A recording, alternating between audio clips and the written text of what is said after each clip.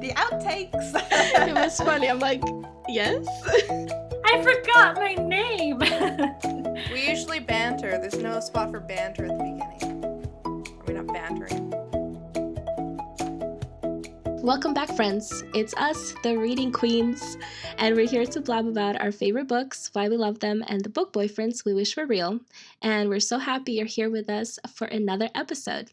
I'm Valia, hi, and today I am joined by three of our awesome queens. Ladies, please say hello. I'm Hannah. I'm Joanna. I'm Alison. Welcome back.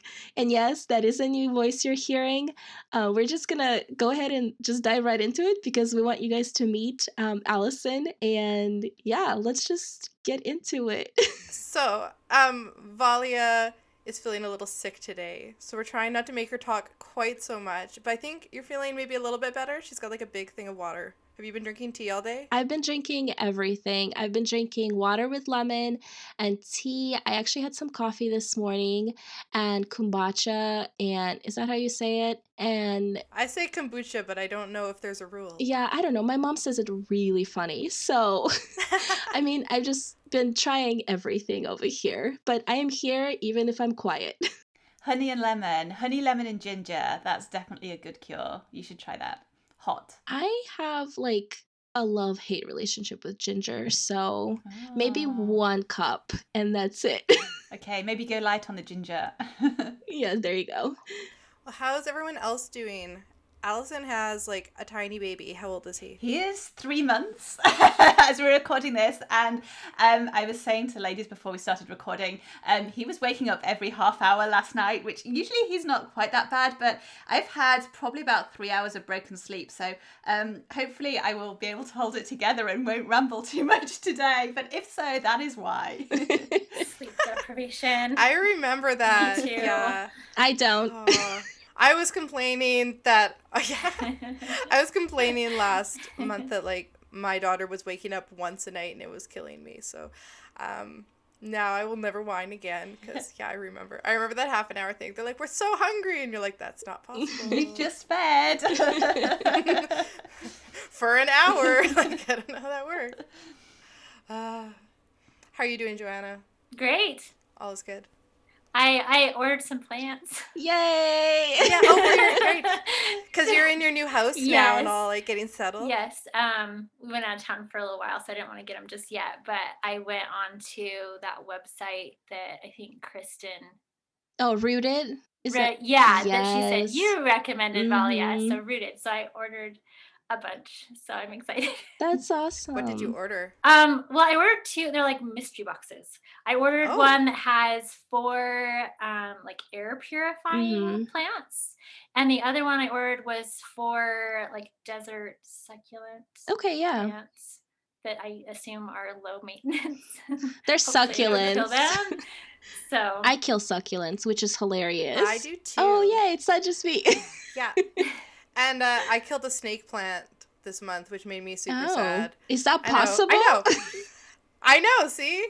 I have skills. Yeah, I think I overwatered it when I looked it up. But once you've realized you've overwatered a snake plant, you can just sit and watch it slowly die. There's nothing else to do. Too late. Yeah, because it gets all, like, the big leaves turn spongy, and then they just go like, bloop, and that's the end of the snake plant. So that was sad. I was like, I take it back. I'll dry you out. I am very guilty of forgetting all about my plants for ages and then trying to overcompensate by plunging an entire watering can of water on top of them, and then they die from overwatering. Yeah. Like, it's really bad. I have a peace lily in my office which I keep killing, and then I keep giving it to my mum, and she resurrects it again, and then gives it back to me, and then I kill it again, and we go through this cycle. So I think it needs a bit of love and attention from her at the moment. Well, this is going to be your reminder. After we're done, you can make a note. Yeah. I need a plant doctor to come look at mine. There's just no hope. I can't find. It's always the stuff that needs less watering, or I even have a fern I've kept alive for like 3 months that I'm feeling like super proud of. But all my succulents, I'm like, are you sure you're not thirsty? Yeah, I can like never tell. A little bit thirsty. Right? I don't know what it is. And it's like I've been transitioning my plants into leca. I've like mentioned this on here before. And so it's easier not to overwater them because they kind of water themselves, because they like reach down to the water reservoir and pick up stuff they need. But none of the succulents can live in leca because it's clay pebbles and they don't have like long enough roots. So I really have to be like smart about my succulents, and it's not working. I've given up.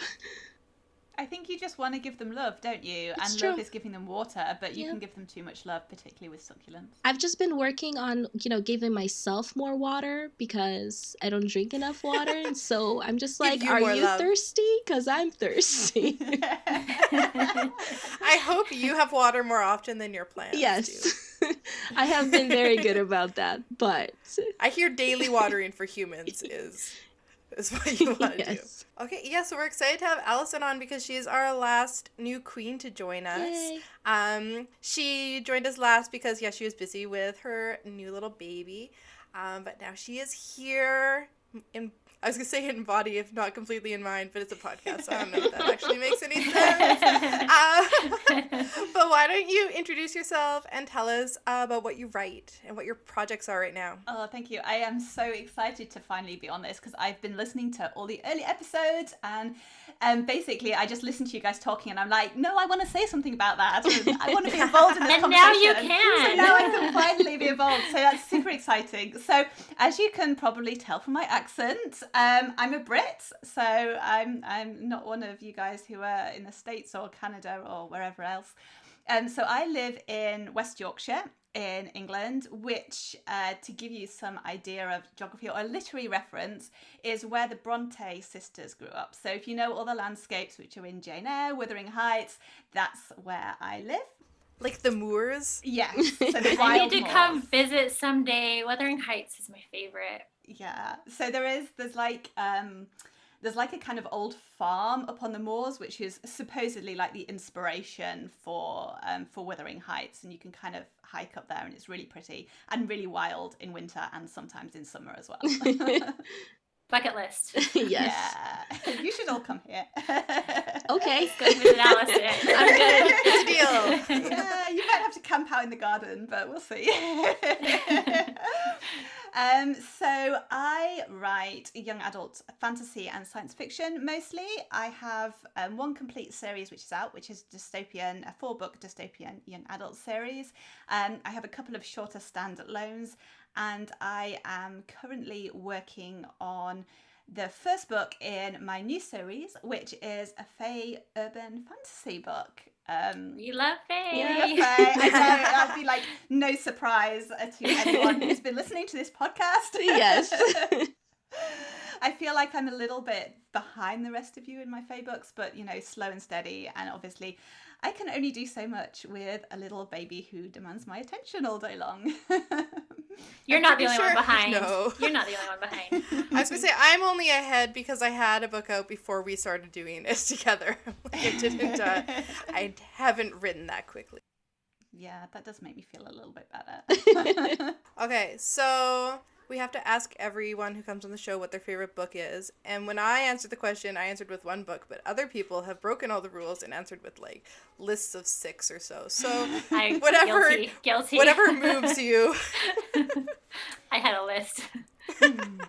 So I have a very short list. I have 2 that I'm going to talk about because I feel like my favorite book changes a lot, so I don't really have one that I've had from like when I was a kid all the way through to where I am now, and a lot of the time my favorite books kind of are associated with memories for me. So my first favorite book, which I'm going to mention, is A Tale of Two Cities by Charles Dickens. I love Dickens. Well, to be honest, it's the only Dickens I've read, and I never really thought, I've read quite a few classics, but I never really thought I'd be into Dickens. But when I finished university, I went on a mountaineering expedition to Greenland, and we were only allowed to take one book with us because we were literally going out on this tiny chartered plane and being dumped in the middle of an ice cap in a glacier for weeks. So we had the weight limit for literally one book each. And I was really stupid and took some, I can't even remember what it was, but it was like a book which had come out that year, but just like a normal book, I guess. And I'd read it before we even got on the plane to Greenland. So I then had to wait while everyone else read their books, and they were more sensible and had bought like these great big classic tomes like Moby Dick and all these books which you would never read unless you were stuck in a tent in Greenland, which we were, because we landed and then some storms hit, and we basically had 3 or 4 days of just eating, sleeping and reading. So I was pretty bored for the first day or so until my tent mate was finishing her book, and she was reading A Tale of Two Cities. And I remember her like getting all teary and crying towards the end. And she was like, it's amazing. So she passed it over. And one of the things I really love about books is books that make me cry. Like, I am a really emotional person, and I love it when a book really sort of tugs at my heartstrings and gets all those kind of feels and emotions going. But classic books, classic novels don't usually do that for me. And in fact, A Tale of Two Cities is, I think, the only one. And if you've read it, you'll know that like the ending, it just has such a beautiful but sad ending. And yeah, so I read it in this tent in Greenland, and I was like, had tears pouring down my eyes at the end. I just got chills. It is such a good book. So if you haven't read it, I recommend that everyone reads it. And my second book is my favourite book, or my favourite series of recent years, which is the Red Rising series by Pierce Brown. I love that one too. And I love this. You see, I'm really surprised you love this, Hannah, because it's really stabby and not very very stabby. And I always feel like you like it's on the edge. I have range. I'm just not gonna write Red Rising, but I'll read it. So it is amazing. It has amazing characters. It has really kind of complex plot and plot twists and kind of political intrigue, which I love. And it has like this really expansive world building, which just kind of develops as you get into the series. But another reason why I love this book is because actually the first time I read it or read the series, I didn't read it, I listened to it. So my husband and I listened to it on audiobooks together while we were traveling. So we have a camper van, and obviously not last year because the pandemic shut everything down, but in previous years, we travel a lot in our camper van, and we had these like long drives up to Scotland or to different places. And we would listen to Red Rising, and the narrator is absolutely amazing. I adore his voice. So I definitely recommend it as an audiobook if you haven't read or listened to it. And so we basically used to listen to it on all these journeys, and I think it's the only series which we have both really loved and really gotten into. When the fourth book, or the first book of the second trilogy, I think it is, came out, we waited, I think it came out in the summer of 2018, and we waited until the autumn or the fall to listen to it because we were going to the States on our honeymoon, and we had like this really long road trip from Vegas up to Oregon and then back again a few weeks later, and it was just, so I have so many memories of listening to that book while kind of driving and going to all these beautiful places. And my husband got so addicted to it that when we got our cat, so we have a Maine Coon, so like a big kind of lion cat, which is actually the twin cat to Hannah's. It's true, they look so much alike. They really do. But when we got him and we kind of rehomed him, my husband wanted to rename him Sophocles after this like foxhound in Red Rising. I love that. My husband and I buddy read all the Red Rising books.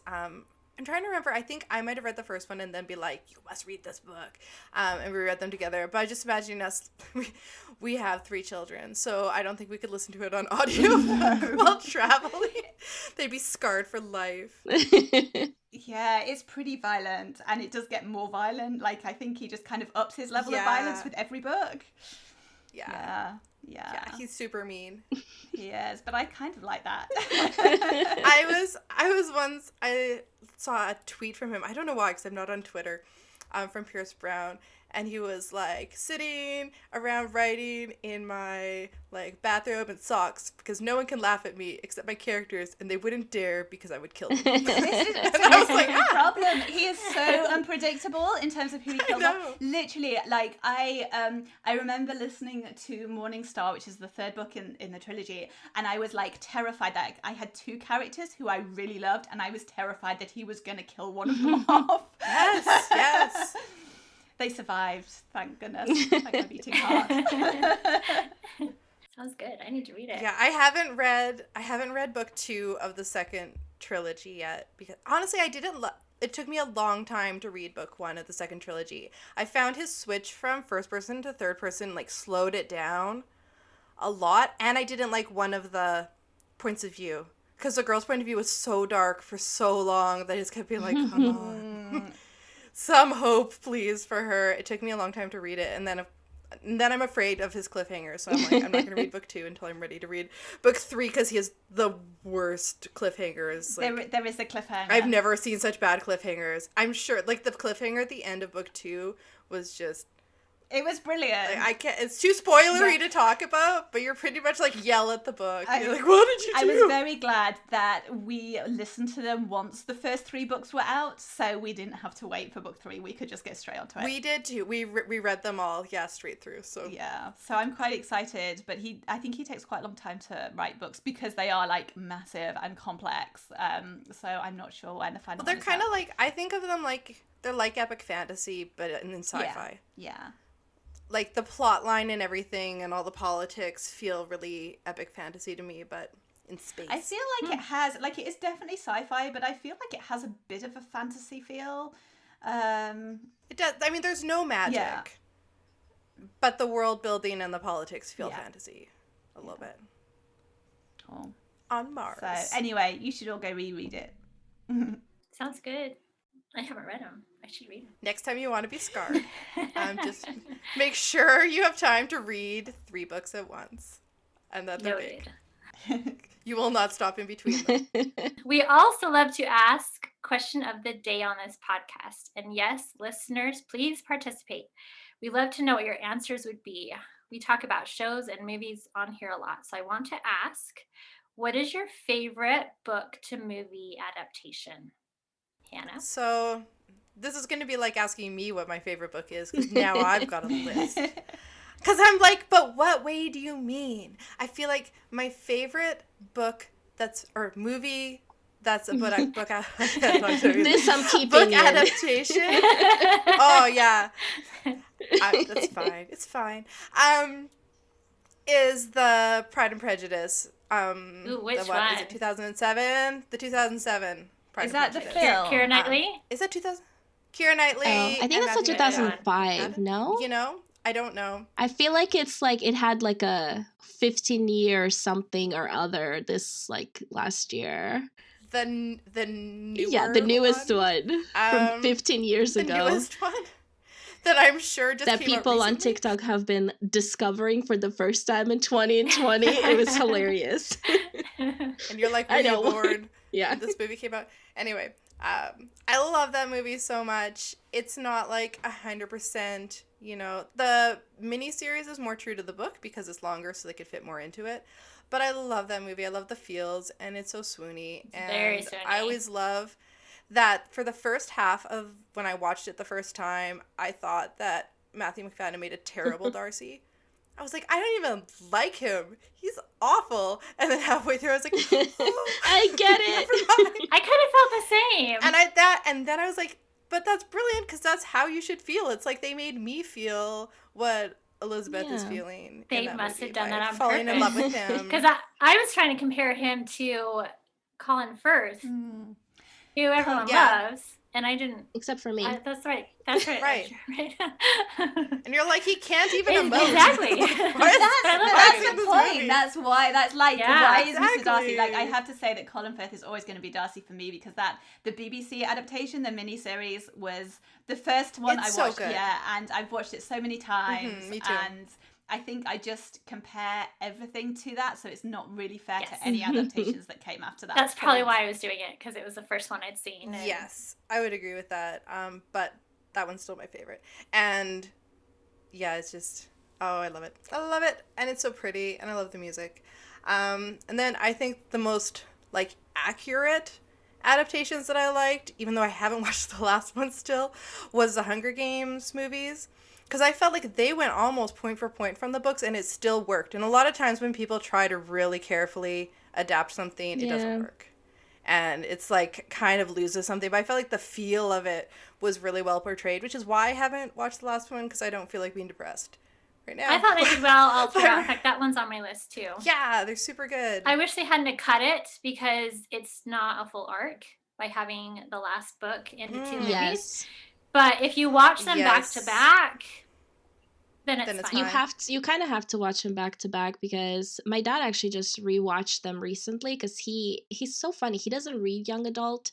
He's like Tom Clancy, Robert Ludlum, kind of person, but he loves young adult movies. Like, he loves them, like, especially with their book adaptations, which is just so hilarious to me. But he just rewatched The Hunger Games, and like, I realized, like, you have to watch them back to back, because I really hate the third movie. Like, I really do, because so, like, nothing happens. And I'm like, this is me when I'm trying to write. Like, if I get to this point when I'm trying to write and I'm bored with myself, like, nobody's gonna want to read this. And that's how I felt, like, the whole third movie. And so, but then we watched, like, the fourth movie right after, and I was like, okay, I'm good. Like, this is good. Yeah, so there's no resolution. Yeah, exactly. To the third movie. Well, and that's like Harry Potter. When I heard they were turning the last Harry Potter book into 2 movies, I was like, why would you do that? They just, like, wander around whining in a swamp for half a book. And that is what the movie is. And I was like, I guess they made more money, so you can call it a good marketing decision because of that. But I was like, this makes a really bad movie. I have so many opinions, but they just shouldn't do it. Don't turn... I think they just did it so that they could cram more in. Oh, I'm so angry. I'm so angry cram still. More into it. And then it makes me think about The Hobbit, and then I just, like, okay, so we won't. Because we're talking about favorites. If we want to talk about least favorites. Yeah, we'll do a least favorite later. A long talk sometime. Get me in there.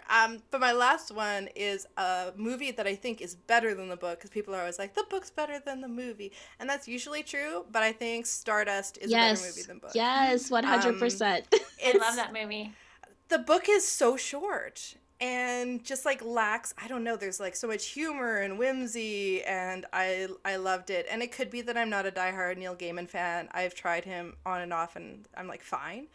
But, it's such a cute movie, and it has so much more to it than the book does. Oh, and Howl's Moving Castle. I love movies a lot, too. Well, I kind of cheated with mine because it's not a movie, but I think this TV series is better than the books, and Valia might know what I'm about to say. I'm waiting for the Vampire Diaries. I love the Vampire Diaries, and I actually read all the books before the series ever came out, so I was excited for the series when it came out, and I watched it every Thursday, and I wasn't one of those that binged it because I just couldn't wait to watch the next one. I just felt like the story was so well written. And I had a list too. I put the Hunger Games, but I also thought the Maze Runner series, the Death Cure movie, was so good. I like the book was good, but I felt like the movie. Is that which the one? third one? James Dastner. It's the third one of the Maze Runner. One? Yeah. Because I have to tell you, I watched the first one and I liked it, and then I kept being like, I feel like there's a reason I don't want to watch the second one. I don't remember what it was. And then we started watching it. I was like, zombies! I can't handle zombies at all. I spent half the movie in the kitchen reading a book, telling my husband to tell me when the zombies were over so I could come back. And he was like, not yet. Don't come back now. I kind of did the same thing. I only got halfway through the Scorch Trials the first time I watched it. And then I think it was my brother kept telling me, you got to just finish it. And I loved the relationship between Thomas and Teresa, especially in the third movie. They had the whole star-crossed, they're on opposite sides, and you can see like why she thinks the way she thinks and why he thinks the way he thinks and how it's totally opposite, and yet you can see that they love each other and it's swoony. And so you should watch, maybe just skip ahead. Just skip ahead. I just watched. I think there's zombies in it too, though. I think there's zombies in it too, though.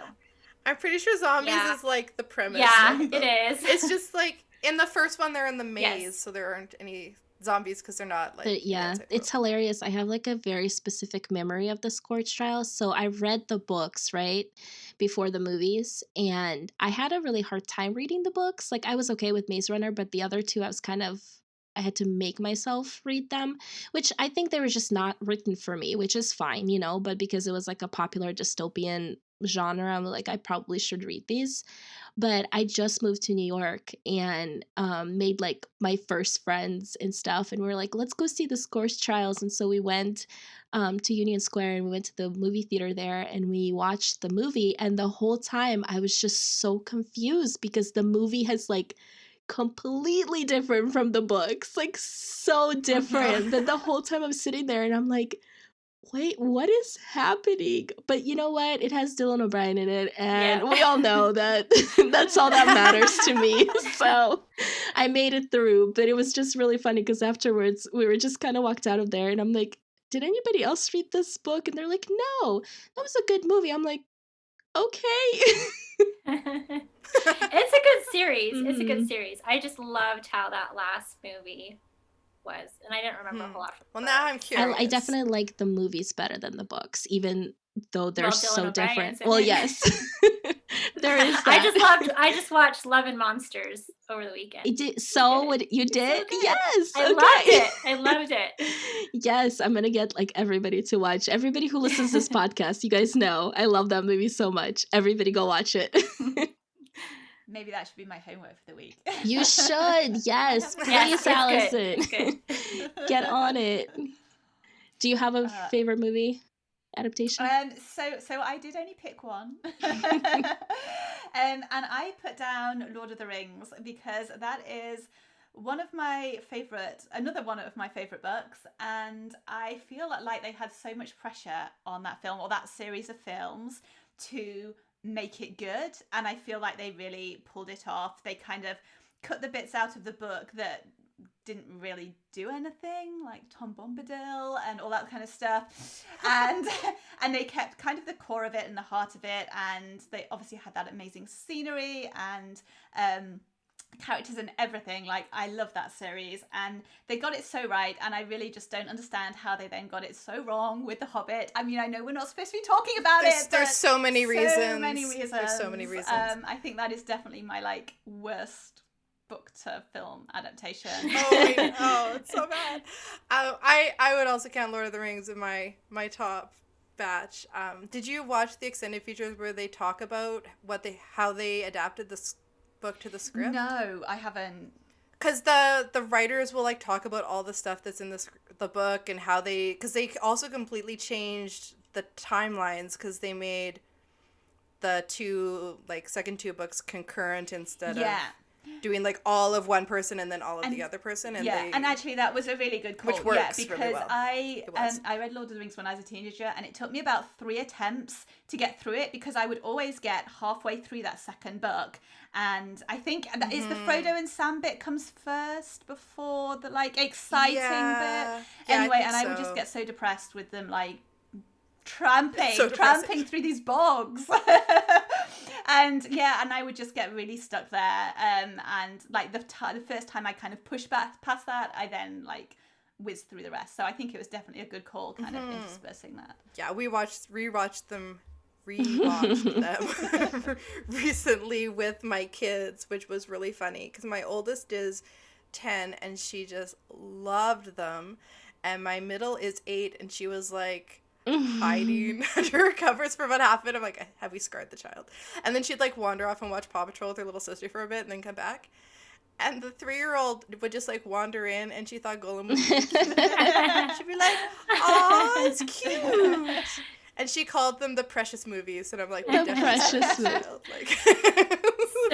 Are you watching the Precious Movies? Yeah, that's cute.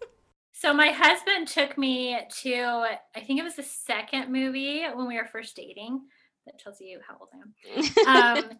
And then, like years later, this is only a few years ago, I found out that he like doesn't like those movies. So I don't get to watch them anymore. I'll just have to like put it on for the kids one day. Like, look, he loves. They're like the only movies my husband will rewatch. Look, he likes Star Wars, so I can play Star Wars as much as I want, but he doesn't like the Lord of the Rings. So I've only seen like the first Hobbit movie because he didn't. That's okay. You're fine. Okay. That's We're all like, we're good. They go sharply downhill from there. So I'm not and missing anything by missing the series. No.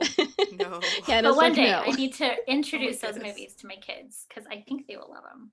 Yeah, those are good ones. Those are definitely on my list too. I supposed to be rewatching them, like the extended editions, but since I've been sick, it hasn't happened. Isn't that when you're supposed to watch? Yeah, but I'm supposed to watch it with a friend, right, yeah. so it's like I can't do it with a friend. No, but the one that always like sticks out to me, and this is funny because I didn't really like enjoy the book as much. I don't even know if I finished the book, which is like unheard of. I know. Oh my goodness. As a reader, you have to finish every book. No. But yeah, no. I know. But North and South. Oh, I love that miniseries. I love that. Yes, speaking of Richard Armitage. Yes, exactly. So I was like the better version. I know. Yes. I found him a lot less swoony with a prosthetic nose, I have to say. Yeah. Descending slowly into madness.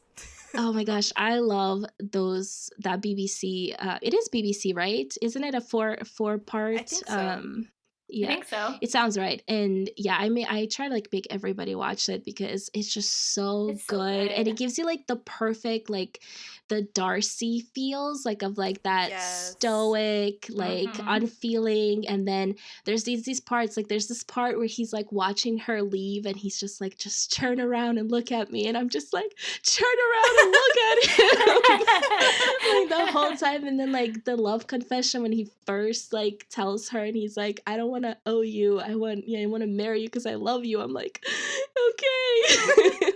It's just so good. And like I don't remember like even finishing the book, but the story, like the way the miniseries is done is just so good and just so like, I don't know, so much feels, like so many feels in that whole thing.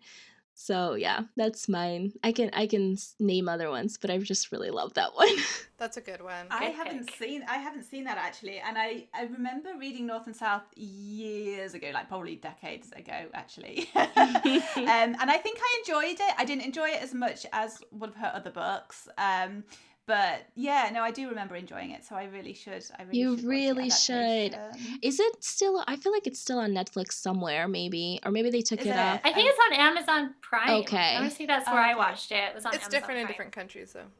Like the stuff you guys say is on Netflix is not always on our Netflix or on right. Netflix. Yeah, because I know they like keep putting it on and off Netflix because like every time it comes back on, I'm like, oh, I have to watch it because it won't be here again. But no, I need to just like get myself like a DVD of it and just have it. I hardly even remember the plot. I just remember feeling extremely swoony and that sad people died and it was sad. It's all Industrial Revolution movies are always like, oh. Yes. Yeah. Dickens vibes too. Right. Yes, it is kind of. I mean, it's not like a fluffy thing that you would watch because there are like real emotions throughout the whole thing, which I think that's like also was very well done in the movie because if you saw it, So yeah, that would be mine, I think.